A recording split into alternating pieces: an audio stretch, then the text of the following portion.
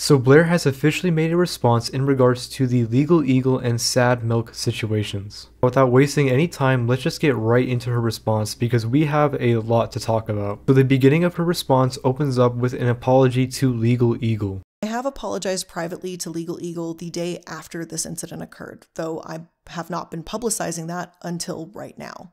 Maybe this is something I should have said sooner, but I needed the time to think through the events that have preceded.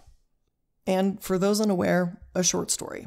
My editors came to me about how parts of a LegalEagle video looked similar to our videos. And then there were messages and an email from one of LegalEagle's editors asking for more information about how we do certain effects. I looked at the compared images that were brought to me and I said, wow, that does look pretty similar, and I impulsively posted about it on Twitter. Truthfully, I should have looked into this more instead of just putting the information out there the second I had a gut reaction about it.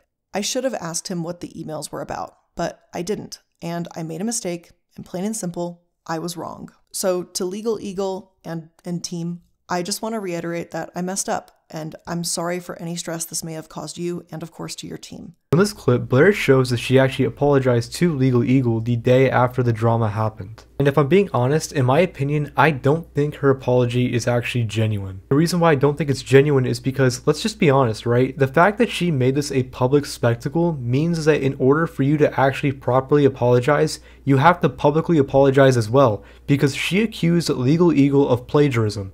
If you are making a public accusation against somebody, then that means that the general audience needs to know that you were in the wrong. Because otherwise, people who just read your tweets verbatim and didn't actually see LegalEagle's response will now think that he's a potential plagiarist. Of course, she's a big YouTuber, so of course she knows that people are going to actually take what she says pretty much verbatim and at face value, which means that she didn't go out of her way to correct those people who thought that right away, and now in turn makes me kind of feel like it's not a genuine apology. The second point she brings up is in regards to H-Bomber guy and the plagiarism video that he made in regards to Blair. Just so everybody gets the full context of the situation, I'm actually going to be playing the video here initially, and then I'll be showing you what Blair had to say about it. Professor Hugh Fudenberg. Professor Fudenberg has long been controversial. A man named Hugh Fudenberg, a former immunologist who has been long controversial. In 1989, he was caught up in a bizarre lawsuit involving the Food and Drug Administration, which told him he had to stop injecting his autistic child patients with blood products.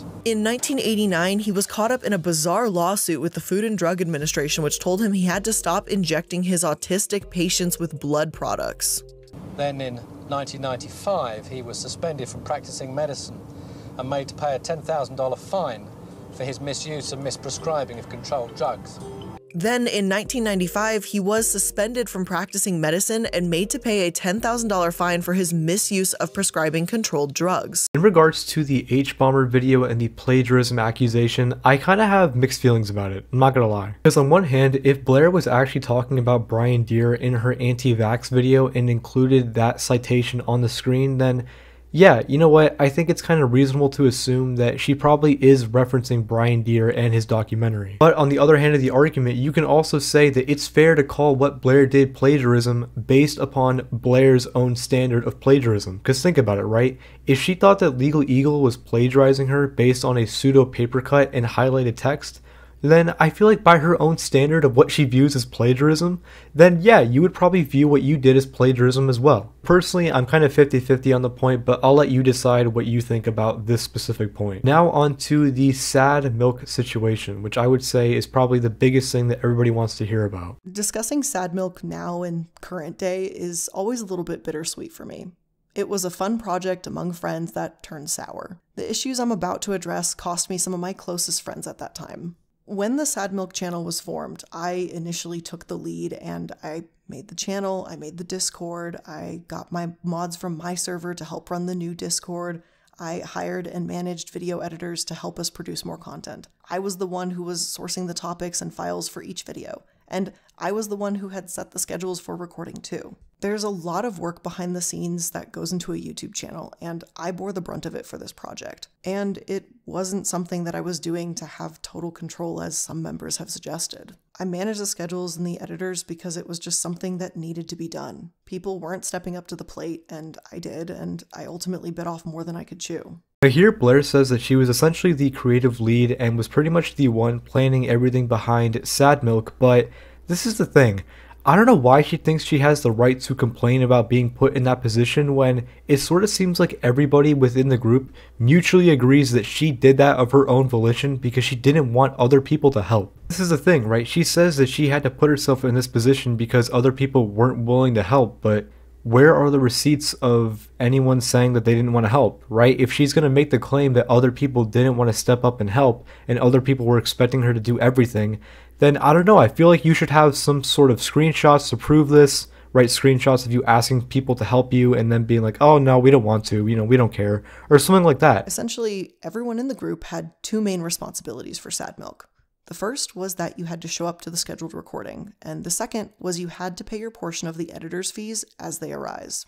After the editors were paid, any earnings that were left in the channel were split into 6 equal pieces for each person. Since this was a project among friends, we all initially agreed to just split the earnings 6 ways, even though I was taking on some extra responsibilities. When it was time to pay the editors, I wasn't answered or told that they would just get it to me later. I had to do this at various points with a vast majority of the members of the group. They would eventually get around to reimbursing me only after I expressed in group meetings how I was upset that I have to do everything, and I also got stuck footing the bill too. In this clip, Blair explains how a lot of the times when it came to paying the editors, she would be the one who would have to front the money on behalf of the other crew members because the other guys wouldn't pay their share or they would delay the payments. When you take a look at the receipt that Blair actually puts on screen to prove this, you literally see Click saying that the reason why he couldn't get the money right away was because of a bank issue that he was having. To me, it speaks volumes about your argument when you have to literally pull up a dishonest receipt that you didn't actually bother to explain the context of in any way, shape, or form, right? You just threw something up there to make it seem like you had something, but when you actually take a look at what is being said, Click is being completely 100% reasonable, and the issue he's having is literally out of his control. Yeah, remember that point she made about how no one wanted to help? Well, look at him literally offering to help make thumbnails because of an issue that was out of his control. The next section in this video is an extremely huge allegation that Blair makes against the Click. The time of Sad Milk being created. Due to the Click's inaction, our shared moderators had brought a situation in his server to my attention. A situation involving pedophilia. In Click's Discord, there was a 19-year-old bragging about a 12-year-old that he was claiming to be involved with.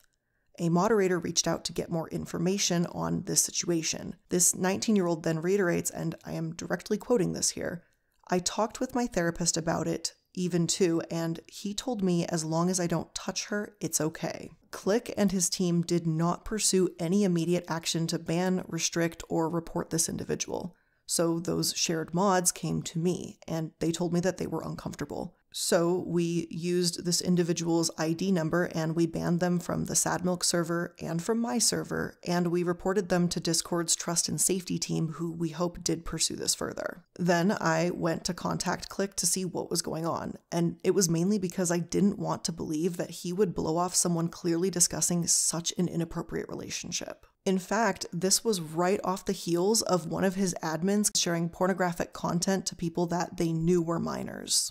Having to relook at these messages again still makes my stomach turn, even 3 years later. When Click didn't initially take action, I switched tactics with him and I called Wonderstruck, who was and still is, to my understanding, one of the Click's closest friends on social media. I got into a call with both of them and I shared these files with them, and Wonderstruck opened the files, he was horrified, and he said, and I quote, "I've read one and I don't want access to those screenshots." It was after this conversation that Click took action and reported and removed that individual from his server. Here's what Click had to say in regards to what Blair had to say on Twitter, saying, "As for the Discord, yes, we had a random creep in a VC. It's a large public Discord. It happens, sadly, as most server owners will attest to. A couple of mods failed to act in a timely manner. They are not on the team anymore.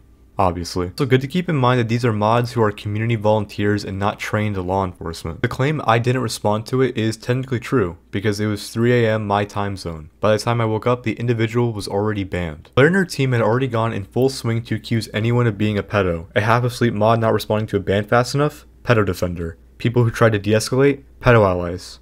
You get the gist. This was escalated to her trying to replace my whole team with her own. Also worth mentioning that the admin that was removed for explicit content isn't consistent with the timeline. This person was already removed by me personally when this was brought to light. It also happened months, I think, before all the rest. In my opinion, I think Blair made a huge allegation against Click without providing enough adequate proof to back it up. For example, right, she says that Click knew that apparently there was a pedophile in his server and that he chose to do nothing, and then as her proof for this, she ended up showing a receipt with one topic. The problem with that receipt is that within the DM, she doesn't actually show evidence that Click knew about the situation. She just claims that he knew, but that's not enough proof to actually believe this allegation. For example, right, she claims that his mods went to him and that he didn't do anything about it. It's like, okay, fine, then show those DMs. Right? If that happened, why can't the mods provide you with DMs of them going to Click and Click ignoring them? Even then, you would have to prove that he actually saw those DMs and didn't just, ignore them. Because I know what would happen is like, oh, well, here's DM proof that they reached out to him. And it's like,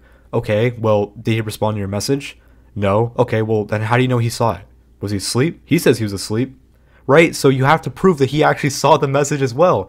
And unless you can do this, I'm sorry, but I can't believe this allegation. The last section of her video is on Wonder, and there are a lot of claims that she makes. Some of the most important ones including the fact that she gave Wonder a car based upon a rent-to-own agreement, claiming that there were 2 instances that violated the agreement that made Blair take the car, the first violation being that she says occurred when Wonder didn't provide proof of insurance, and with the second violation being Wonder leaving Colorado to go back to Texas with the car. Shows proof of the car being trashed. There's a text message where she actually reached out to her therapist so she could take Wonder on as a client in Colorado, and claims that Oz Media is a witness to all of this. Because of the seriousness of these allegations, I honestly do not feel comfortable giving an opinion right now until Wonder makes his response video, which he says he's going to on Twitter. Before some Blair fans say that I wasn't willing to give this same level of respect to Blair back when the allegations were first made against her against the Sad Milk members, I actually did. And I do want to emphasize that, again, these are genuinely just allegations. There is obviously going to be 2 sides to every story, and so